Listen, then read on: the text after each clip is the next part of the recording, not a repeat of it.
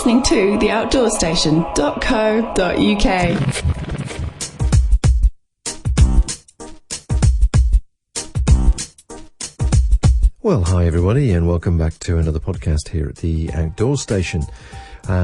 We've been very busy, as I've said several times before, and I apologise for saying the same thing again. But that's the truth of the matter, and sadly, the time spent on the podcast has been used elsewhere. So, what I've tried to do is get one together for you to get you inspired and give you a bit more information about some places you can perhaps go around the world. In fact, in this particular podcast, and just keep you up to date with the way things are. For those people interested, the editing is coming along slowly for the recent TGO challenge.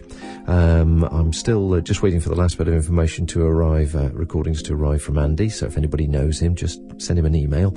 But he has promised me, he's been equally busy, and he's promised me them fairly soon as well. And I'll be looking forward to putting those together, and it'll be interesting to see the three different type of styles and approaches and the content that have gone into those. But anyway, back to this particular show. It's fairly detailed. We've got 4 interviews for you on this show. We have a interesting, as you know, Andy and I went to the destination show at the NEC at the beginning of the year, and we tried to interview a whole range of people that all offer different sort of services, shall we say, to inspire us all to get out and about. And this one particular one from the Imaginative Traveller seemed quite interesting, because they were the only sort of holiday stroke gap year type company that offered volunteering as part of their destination experience, which was quite interesting. So we'll have a chat with them. Andy has a word with a delightful, very, very tiny, petite and attractive Vietnamese lady under the name of Ha, from the Vietnam Holidays, I suppose, company. Is that right? Yes, the company. Well, I'll give you the website anyway. And then I also went to the focus show, the camera show. Always interested in what's coming through the industry to help people going out travelling or backpacking or whatever, to see what gear's available and coming through. And as we talked to Ray Fitchett from Sigma about one of their new products, which you probably will be seeing shortly, or if not seen already, on the shelves, which seems to be ideal for the travellers amongst us. Anyway, let's first start off with Andy and back at the destination show. Now, he talks to Matt Fletcher from Dragon Man. And it didn't go off to a flying start, because he asked him to tell him all about his bus. And of course, it's not a bus, as you will hear. Anyway, I'll catch up later. Well, actually, Andy, it's not a bus, it's an overland truck. First correction there. 9.5 ton, 6 wheels, fully kitted. All your cooking equipment or your camping equipment, long distance diesel tanks, 350 litre water tank. So when we head off into the desert for 5 days, let's say in Mauritania, we don't have to touch any settlements, any towns. We can just disappear off, get off the beaten track, as they say, get off the tarmac and onto the sand. And if you take a trip with us, this will be your home for the duration of your trip. Okay, now obviously the trip in North Africa is the one that most people tend to think about. But just looking at your destination map there, you take these trucks all over the world. Yeah, we do. The 3 continents that we mainly concentrate on are Africa, where we do the whole Trans-Africa, down the east coast, back up the west coast. We do the whole of South America. We do a loop around the whole of South America and Asia as well. We start in Helsinki, run all the way down to Beijing, and then come all the way back across the Silk Route and end in Istanbul. Now, obviously, these are not a holiday for people wanting a weekend break. So, let's suppose I wanted to do the Silk Route trip, which is something I've always wanted to do personally. I mean, how long would that take me? The Silk Route, if you take it from Beijing to Istanbul, is about 11 and a half weeks. The Silk Route obviously is one of the most historic routes in the world, and on a Dragonman truck you can cover the whole of that kind of 2,000 years worth of history, 2,000 years plus probably, in 11 and a half weeks. And I'm not just sitting in a truck for all my time, am I? There's lots of exploring and exciting things to do, I guess. Of course, with a place like the Silk Road, there's so much history there. Places, cities like Persepolis, the ancient Persian capital, where we'll spend 2 or 3 days exploring. Up in Kyrgyzstan, for example, we will park the truck up for 4 days, go camping and hiking up in the mountains. So the truck is very much your vehicle, to get across these rugged terrains. But when we get to these exciting places, we stop and have a good old explore around. Now, I should describe the truck to you. It's a big, robust, solid truck with a TV screen at one end and a bookcase at the other end full of Lonely Planet guides. But I guess this is really quite an exciting communal kind of holiday. Yeah, we always describe our trips as being a shared experience. Everyone on the trip will chip in and help, whether it be cooking, setting up camp, collecting water, and so on and so forth. It's very much a participatory, type of adventure. We don't kind of sit back and let a country kind of idly wash over us. We get involved in it. It's all about kind of getting under the skin of a country, I suppose. Okay, and back to the Silk Route particularly, I mean, that had a certain popularity in the 60s with the old hippie trail. Are you finding that as the world quietens down a bit now, that there's a lot more interest in this kind of travel again? Yeah, what we're actually finding on the Silk Road, especially our average age of our passengers on that is actually late 50s, early 60s. So it's those hippies going back for another try. Exactly. They've spent the last 40 years working in a boring office. They've been made to cut their hair, and now they're back out on the road again. Oh, that's fantastic. Yeah, I think it's a good trip down memory lane for them, and I think they can enjoy it this time in a slightly more comfort than they did back in the 60s. But presumably you don't have to be over 50 to enjoy this trip. No, not at all. We get a real young hippies are welcome. Exactly, new hippies. Yeah, new hippies in their 20s now. Okay, well, it looks a fantastic kind of experience. If somebody wanted to find out a bit more about Dragoman, presumably you're on the web? Yeah, we are. We're at www.dragoman.co.uk. Okay, and that'll have details of different treks and itineraries and prices, I guess. I mean, is this an expensive trip, Matt? Well, overlanding has traditionally been one of the cheapest types of adventure travel. Again, if we're using the Silk Road as an example, you're looking probably about £380 per week. And that's all of your transport, all of your accommodation, all of your food, all of your national park entrance fees, all of your guides. So it's pretty much all inclusive for just £380 a week. Okay, it's not bad. Now, obviously the Silk Route has got a certain romance, of hippie romance, but the Trans-African route, that sounds to me like a stunning trip. It's your classic overland, Istanbul all the way down to Cape Town. And that takes about 5 months to do that trip. And it's crossing a whole continent. Africa is probably most famous for its wildlife. That's why most people are drawn to Africa. But we also do lots of community visits. We go and stay in local villages and stay with local to try and understand, the vastness and the various different populations and nomadic tribal groups that make Africa so fascinating. Okay, well, Matt, thanks very much. I think anybody who wants to release their inner hippie, Dragoman's certainly a place to think about it. Yeah, I think it definitely is. And the details for Dragoman can be found on their website, which is www.dragonman.com. And they do travel all around the world. And I've seen one of their big trucks, actually. Once I was in name-dropping in Marrakesh. I remember seeing one of their big trucks pull up into the square. I was on a sort of, I can't remember what it was now. It was a cafe bar or tea house or something they have there. And we were up in about 3-4 floors up.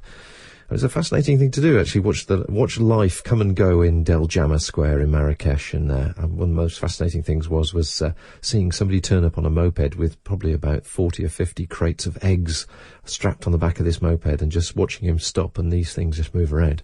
But travel's a great leveller, and I think it's interesting all round. And of course, when you're travelling, you want to capture the moment and record your experiences, as we all do, particularly with cameras these days.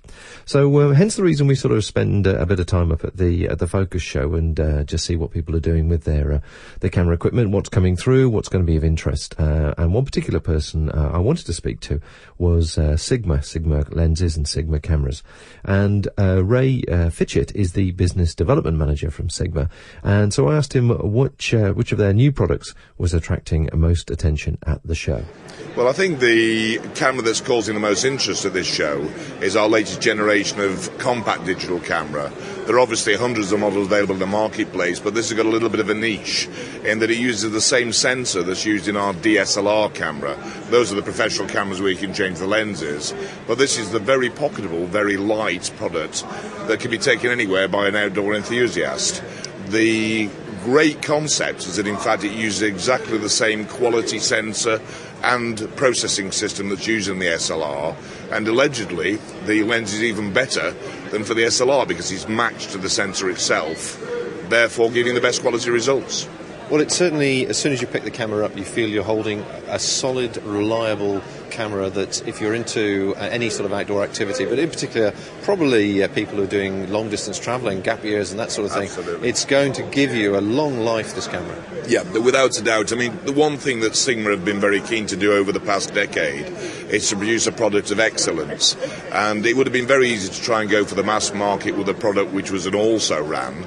But we'll be up against the big Japanese corporations who can afford to produce budget products.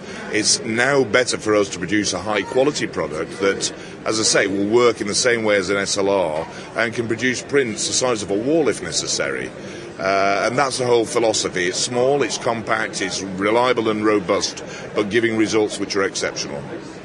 So talk me through some of the technical aspects of the camera, if you would. I mean, it's a 14-megapixel camera. Does that make it one of the only compact cameras giving that sort of result? I believe it's the only compact camera on the market that will give you that sort of level of resolution. The theory behind it is that the company who designed the sensor originally for us, who we effectively now are partners with, is a company called Foveon in Santa Clara in California. And instead of using the old Bayer principle of interpolation, in other words, using electronic processing to give you an end result, in the main, this camera can use what's called raw file processing. And that means that it's true colour capture, which means without interpolation you don't get colour fringing, you don't get artifacts in your picture. So as you said earlier, the quality result is what they've gone for. The final image should be better than anything else, and as you say, there's no other camera on the market of a compact design that uses a sensor this size or will potentially replicate the quality this does. It's an SD card-based camera, I understand. It is. So obviously you need a fairly juicy card to record that sort of information. We're very lucky, in fact, the technology for cards has moved just as rapidly as our own design technology has.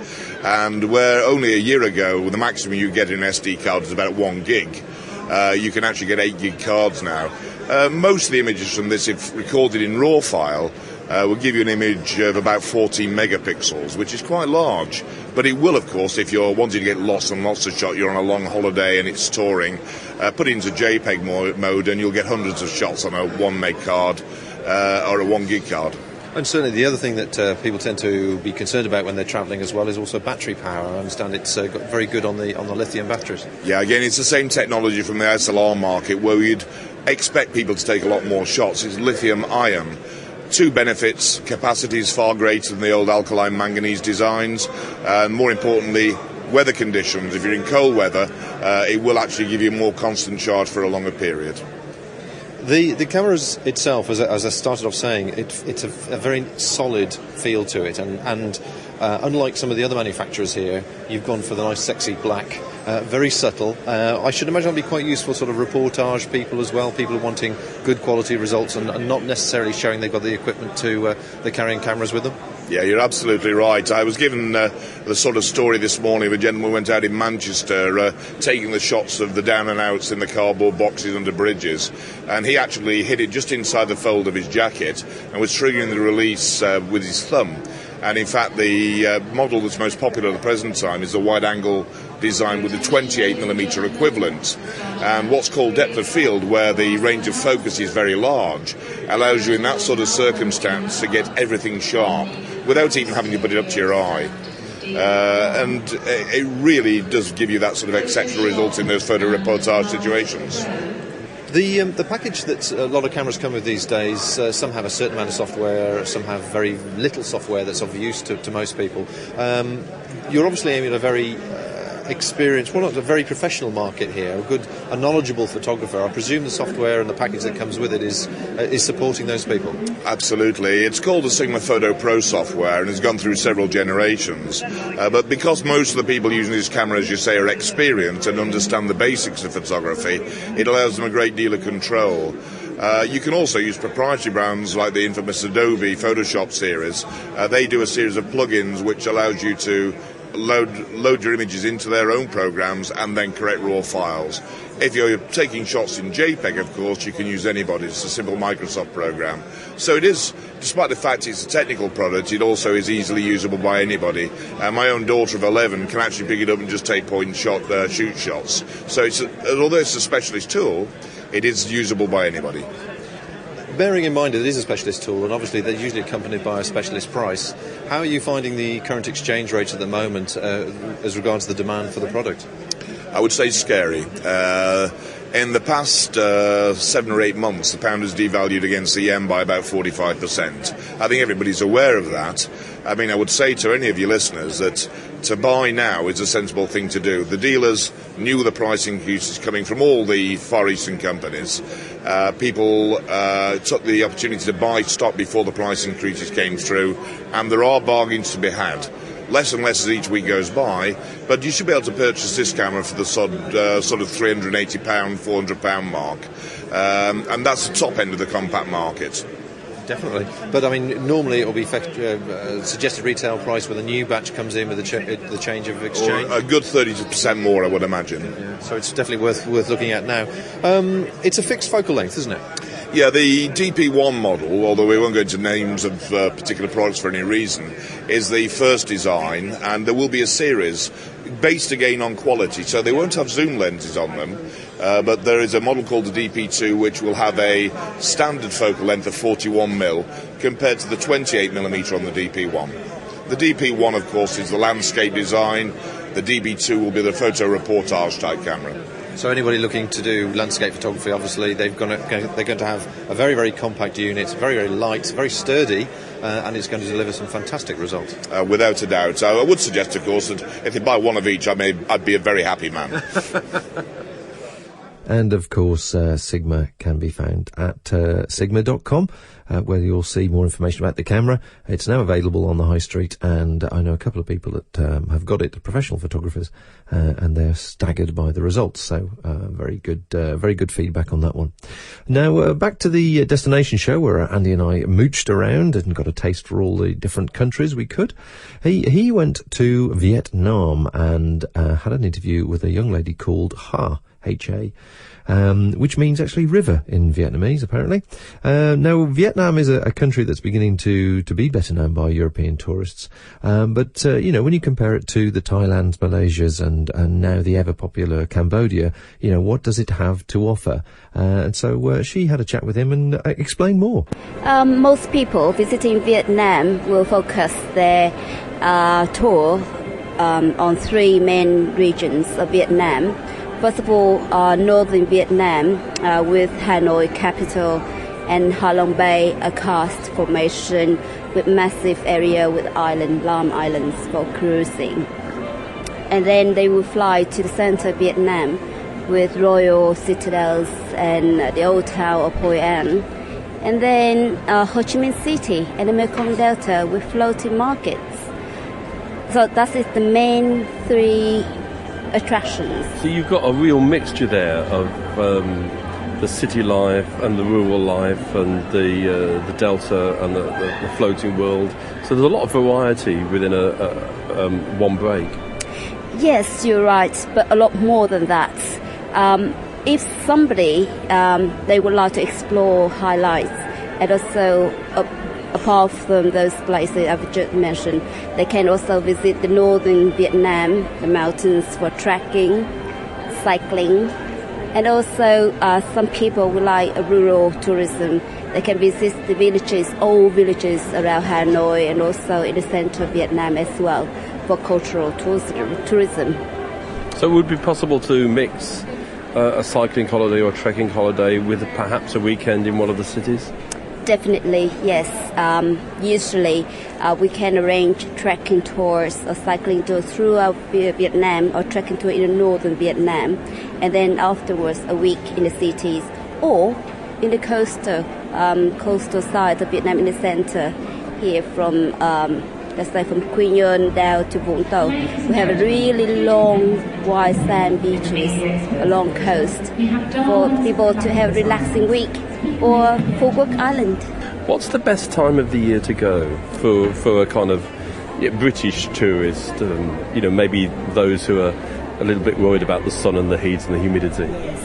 Autumn through the winter and early spring is the best time to visit Vietnam. Great. Now let's look beyond Vietnam a bit, because as I said, that people are beginning to be more aware of Vietnam. But what about your other destinations? Because they seem as if they've got equally a rich amount of variety to offer. Yes, we love Cambodia as well for the Angkor Wat, a massive heritage area, and we also like Laos very much for their eco-tourism, with a lot of national parks, green trails for trekking, and we like the 4,000 Island in the south as well for rural life exploration and the freshwater dolphins. We like Thailand for the beaches, really nice beaches and islands. But above all, for nature lovers, we like Borneo for, again, jungle, waterfall, mountains, again for trekking or for nature explorations. Now, if I was looking to do a 2-week holiday in Borneo, mixing some of that trekking with some of the nature stuff, how much would I have to budget for that? Oh, this all depends on the level of accommodation you would like to spend on. It could vary. We work at the moment on US dollars at the moment. So it could vary from $100 per day to $200 per day. Depends on the level of accommodation.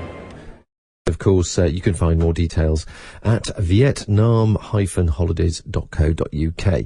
And it's certainly a country I think would be well worth going to, and a really good sort of raw Asian experience, as opposed to the more packaged Thailands of this world, if you're looking for that type of thing. Now, for people that are also looking for other types of things, there was another exhibitor at that show, Imaginative Traveller, and they did the same range of experiences and destinations, but unusually, as far as I could see, they were promoting the fact that if you took a slightly longer break, say 3 or 4 weeks, they would slip in a week or so of volunteer work, should you so desire. Perhaps it's a good way of testing your skills to see if you've got the skills to offer to other countries and other places, and people perhaps less privileged than ourselves, before trying on a full sort of 3 month, 6 month volunteer program. So I spoke to Tim Hardy, the UK account manager for Imaginative Traveller, and asked him to explain a bit more about the service they offer and the type of people that take it on board.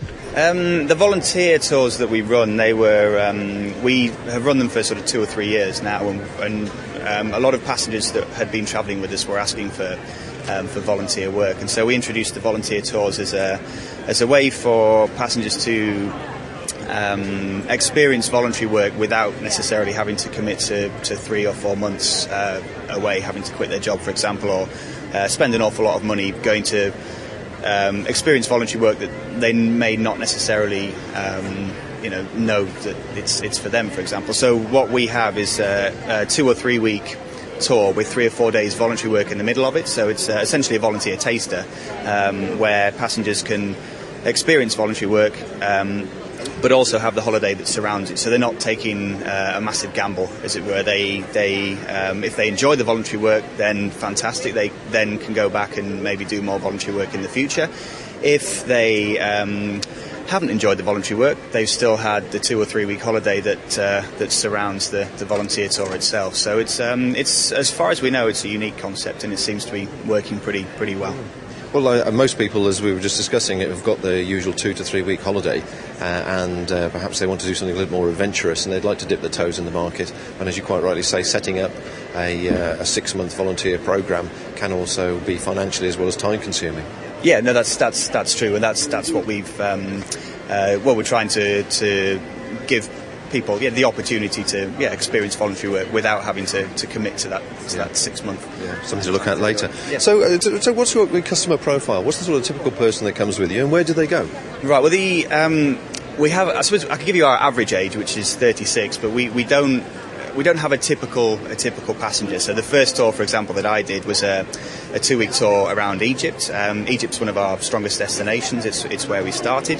And on that particular tour, there was a huge range of passengers. So the youngest person on that tour was an 18-year-old, and the oldest person was 68. And just on that tour epitomises our customer profile, I suppose. We get a huge range of different people on any specific tour. And what does a tour like that entail? Most of our tours will entail 2 or 3 weeks of travelling around, one particular country. So you'll be met in Egypt, for example. You'll be met in Cairo at the airport. You will then have 2-3 weeks travelling around Egypt. So the tour that I did was a tour called the Jewels of Egypt, which started off in Cairo, where you visit the pyramids, you travel up to Alexandria, you then have a 6-day cruise down the Nile, which it's not one of the big floating hotels. It's a small, very intimate cruise boat that we own, and you spend a relaxing few days travelling down the Nile, visiting the numerous sites along the Nile, and then finish off travelling over to the Sinai Peninsula, where you get to climb Mount Sinai, and then head up back to Cairo. So that was 2 weeks. So it's sort of filled full of adventure and interesting locations and experiences. But are we talking the luxury end of the market, or are we talking the backpacker hostel end of the market?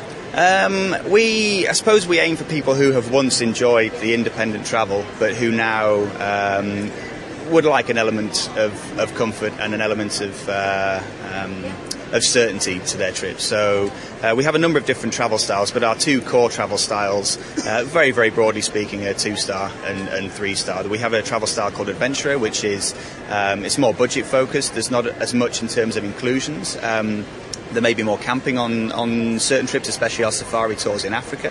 And then the next travel style up is our travel style that we call Traveller, which is a more 3-star style of travel, where there's more en-suite accommodation. Rather than using local transport, there'll be much more in the way of private transport. But regardless of the level of comfort, on every tour that we do, what we try and do is to give people as much of a feeling of travelling independently as possible. We'll stay in local hotels everywhere, for example, locally run, locally owned hotels. We'll eat locally. We'll give people as much of an opportunity as possible to mix with locals. And although they're only going away for 2 or 3 weeks, try to give them a real experience of getting under the skin of the destination and experiencing the country as it is, rather than as a tourist. So rather than sort of a standard protected package, you're obviously giving people the leeway to get the real hands-on feel of wherever they are. Yeah, that's it. I mean, a lot of our tours have an element of free time on regular periods of free time, where people can go off and experience whatever they want to experience, as well as more structured ways of experiencing the country, with regard to local guides and tour leaders with expert local knowledge who will point people in the right direction. I presume you must have a fair number of customers that come with you, that perhaps you've got one person that's more adventurous and more experienced, should we say, travelling than their partner, and the partner is the one wanting a little bit of comfort, and the other person is the one that wants the adventure. Yeah, no, that's true. I mean, we get a lot of people who like the independent travel feel. The feel, and maybe their partner is a little more hesitant. Now, doing a tour is the perfect way for the more adventurous passenger to get their less adventurous passenger involved in the sort of destinations that we travel to, and give them a real feel for the type of for the type of tour that we offer. And what we find is that once somebody has travelled to the destinations that we visit and has experienced one of our tours, then they're bitten, and they return again and again. There's definitely in travel generally, isn't there? There's a period of uncertainty that you go through, and once you understand how a country works or how a destination works, all of a sudden it's like, oh, I can go back there and actually I feel safe and I don't need to have X, Y and Z. But I think it's a great introduction. Now, looking behind you there, you cover a whole range of destinations, everything from Asia to Antarctica. Is there any particular one that's more popular than the other? I suppose our two most popular destinations are Southeast Asia and the Middle East. Now, as a company, we began in 1991 and we operated tours out of Cairo, visiting the likes of Egypt, Syria, Jordan. So the Middle East, I suppose our name has in the past been synonymous with the Middle East. We now have a worldwide product, so that's not so much the case. However, the Middle East is certainly the area where we have our deepest roots, our longest standing relationships, and we believe our best tours and some of the best tours in the industry. Now, Southeast Asia, because of the volume of people who travel to Southeast Asia, that's really taken off with us. So we have wealth of tours in Southeast Asia as well. So the Middle East and Southeast Asia are certainly our two most popular destinations. What sort of prices do the packages sort of tend to start from?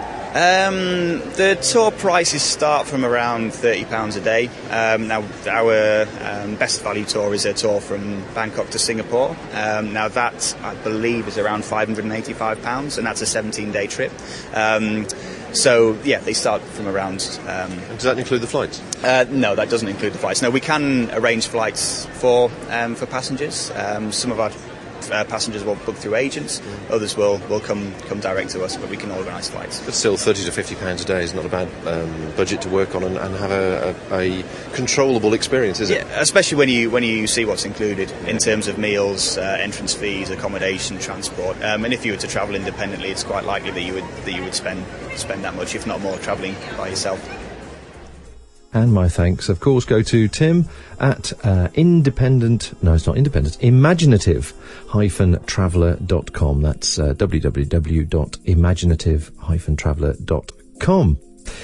Well, I hope that's been a bit of a mix for you, giving you some ideas of some places to go. We've had a good half hour of 4 different chats there, 3 with locations and 1 with a bit of gear. We always like to have a little bit of gear in these podcasts. I hope you've enjoyed the content, and we will be back as soon as we can with some more, and ideally some recordings of us getting out and doing things, albeit the TGO challenge, or other things that we're up to. And I'm not going to make any promises because it's so easy to get that confused with everything else. So thanks very much for listening and joining us. Thanks very much for the feedback that we've been getting. It generally comes in thick and fast, and we appreciate that. And also, it's nice to make contact with overseas listeners and other podcast producers as well, of which there are quite a few dotted around the world. And actually what I'm trying to do at the moment is see if we can somehow, perhaps around Christmas time, organise some kind of conference call and get the different views of different overseas podcasters, particularly interested in the outdoors world, all together. But until then, I hope the weather is still good where you are, and you're going to get out and about perhaps the weekend, get away for a holiday, or choose one of the destinations we've been talking about. But either way, get out and enjoy life a bit more. Take care, and enjoy the rest of this glorious summer. This independent programme is produced and hosted by theoutdoorstation.co.uk.